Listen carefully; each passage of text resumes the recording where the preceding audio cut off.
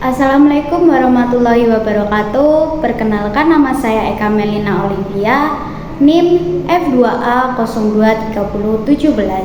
Di video kali ini saya akan mereview salah satu novel yang menarik dan bagus yang berjudul Ayahku Bukan Pembohong, karya Terelie. Buku ini diterbitkan oleh PT Gramedia Pustaka, terbit pada tahun 2011 dan dicetak pertama pada April 2011. Buku ini memiliki ketebalan 304 halaman, jenis buku motivasi. Penulis bernama Terelie ini termasuk penulis Indonesia yang karyanya banyak digemari oleh banyak orang. Sejak tahun 2005 hingga sekarang, sudah ada sekitar 58 judul buku yang telah ditulis oleh Terelie, dan bahkan beberapa karyanya pernah diadaptasi ke layar lebar seperti Hafalan Sholat Delisa, Bidadari-Bidadari Surga, Moga Bunda Disayang Allah, dan Rembulan Tenggelam di Wajahmu. Semua film tersebut diangkat dari novel Terelie. Dari karya-karya bukunya, itulah yang membuat ia dikatakan sukses dalam dunia literasi Indonesia.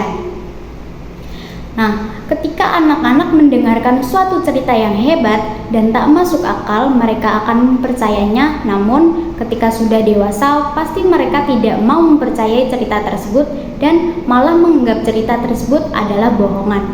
Nah, dalam buku ini menyadarkan semua orang bahwa cerita yang tidak masuk akal mungkin bisa terjadi di dunia ini. Buku Ayahku Bukan Pembohong ini membuat kita akan merasa menyesal di akhir cerita karena telah memihak pada kebencian ayah sendiri. Setiap ayah di muka bumi pastilah menginginkan anak-anaknya mendapat kebahagiaan sejati. Dalam perwujudan hal itu, setiap ayah pastilah memiliki caranya sendiri untuk mendapatkan perwujudan nyata dari harapannya itu. Kita sebagai anak kadang tidak sadar akan proses-proses perwujudan nyata tersebut, bahkan cenderung meremehkan dan tidak mempedulikannya. Dalam novel ini, Terelie mengisahkan cerita tentang seorang anak dibesarkan dengan dongeng-dongeng kesederhanaan hidup, namun kesederhanaan itu justru membuat ia membenci ayahnya sendiri. Dalam novel inilah, Terelie memberitahu sebuah rumus sederhana tentang kebahagiaan sejati. Kebahagiaan sejati yang diwariskan dengan sepengetahuan dari seorang ayah kepada anak laki-lakinya. Nah, bab pertama pada buku ini menarasikan seorang anak yang bernama Dam telah berhenti mempercayai kisah-kisah ayahnya sejak umurnya 25 tahun. Narasi pada bab ini berlanjut ketika Dam telah menikah dan dikaruniai dua anak, yaitu Zaz dan Hon. Ketika cerita ini dimulai, ayah Dam alias kakek dari Zaz dan Hon tengah bercerita kisah-kisah sederhana yang dulunya sempat ia ceritakan kepada Dam, anak sematawayangnya. Nah, bab kedua hingga beberapa bab ke depan akan menceritakan tentang masa 30 tahun yang ketika Dam masih bersemangat mendengarkan kisah-kisah ayahnya, ketika Dam masih sepenuhnya percaya dengan kisah-kisah yang keluar dari mulut sang ayah. Novel ini beralur campuran. Pada suatu bagian ia menceritakan tentang masa 30 tahun lalu, namun terkadang ia kembali menceritakan suasana di mana Zaz dan Hon telah terlahir di dunia ini. Kisah ini diceritakan melalui sebuah dongeng dari perjalanan hidup ayah Dam. Sang ayah ialah seorang pendongeng yang hebat. Ia bahkan dapat membuat kisahnya sendiri hanya dengan melihat suatu benda. Hal itulah yang membuat Dam tidak tahu lagi batas dongeng dan cerita nyata atas kisah-kisah ayahnya ini. Namun, seketika Dam telah beranjak dewasa, ia menemukan sebuah buku tua berjudul Apel Emas Lumbah Bukara dan Suku Penguasa Angin di perpustakaan sekolahnya. Kisah yang ada pada buku tersebut sama persis dengan kisah yang pernah diceritakan sang ayah kepada Dam. Sejak itulah, Dam mulai meragukan kisah-kisah ayahnya. Rasa kesal Dam terhadap ayah semakin memuncak ketika ibunya meninggal dunia.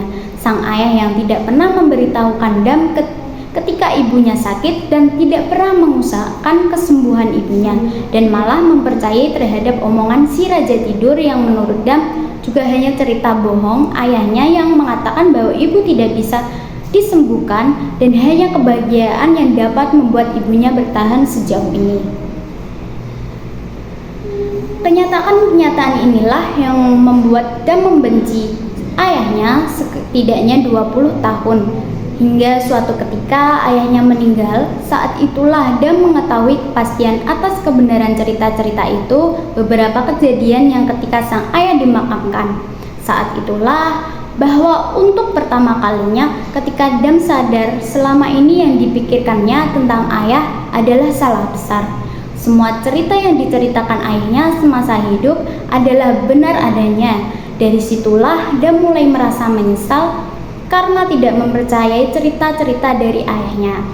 Kelebihan buku ini terletak pada gaya penulisan Terelie yang tidak perlu diragukan lagi, bahasa yang sederhana namun dapat menyihir para pembaca untuk terus membaca kalimat demi kalimat di dalam novelnya. Alur novel ini mudah dimengerti dan campuran, namun Terelie berusaha membuat pembaca tidak bingung ketika membacanya. Pesan dalam cerita juga dapat diresap dengan mudah oleh para pembaca. Sedangkan kekurangan buku ini didapatkan dari beberapa hal yang menurut saya sendiri masih menjadi sebuah misteri, namun tidak diceritakan lebih lanjut oleh sang penulis. Contohnya, buku tua yang ditemukan Dam di perpustakaan Akademi Gajah. Selanjutnya, saya akan membahas tentang diksi, frasa, dan klausa yang terdapat pada buku Ayahku Bukan Pembohong. Diksi dalam novel Ayahku Bukan Pembohong karya Terelie dikenal memiliki keunikan tersendiri. Menurut beberapa resensi, kalimat-kalimat dalam novel ini sangat menarik dan unik. Novel ini mengisahkan tentang seorang anak yang dibesarkan dengan dongeng-dongeng kesederhanaan hidup yang justru membuat membenci ayahnya sendiri. Adapun contoh diksi lainnya seperti berikut. Yang pertama, kau mengantuk Dam. Yang kedua, terdengar gemuruh suara pemimpin pertandingan. Ketiga, sang kapten tersungkur. Keempat, ayah yang sedang menyiram halaman tertawa kecil. Kelima, hancur berkeping-keping. Terelie sebagai penulis sering menggunakan bahasa yang sederhana namun penuh makna, yang mampu menggugah emosi pembaca dan membawa mereka ke dalam ceritanya.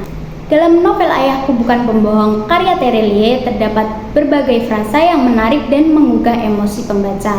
Misalnya frasa seperti kesederhanaan hidup yang sering muncul dalam novel ini menggambarkan tema utama dari cerita, yaitu nilai-nilai kesederhanaan dan kejujuran yang diajarkan oleh seorang ayah kepada anaknya.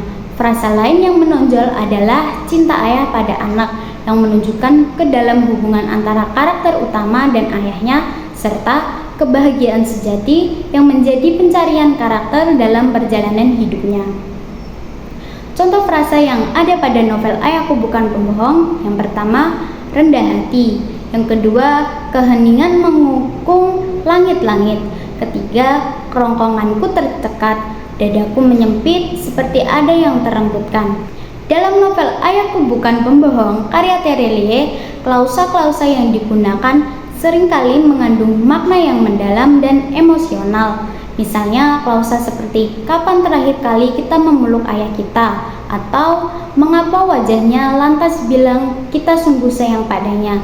Klausa-klausa ini tidak hanya membentuk narasi yang kuat, tetapi juga menimbulkan pertanyaan introspeksi bagi pembaca, mengundang mereka untuk merenungkan hubungan mereka sendiri dengan orang tua mereka.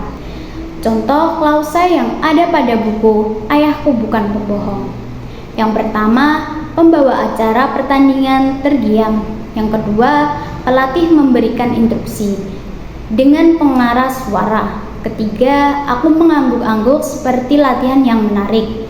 Keempat, aku mengangguk lebih dari siap. Sekian video resensi dari novel Ayahku Bukan Pembohong karya Terelie. Semoga bermanfaat untuk kita semua, dan apabila ada perkataan atau ucapan yang salah, saya mohon maaf dan terima kasih.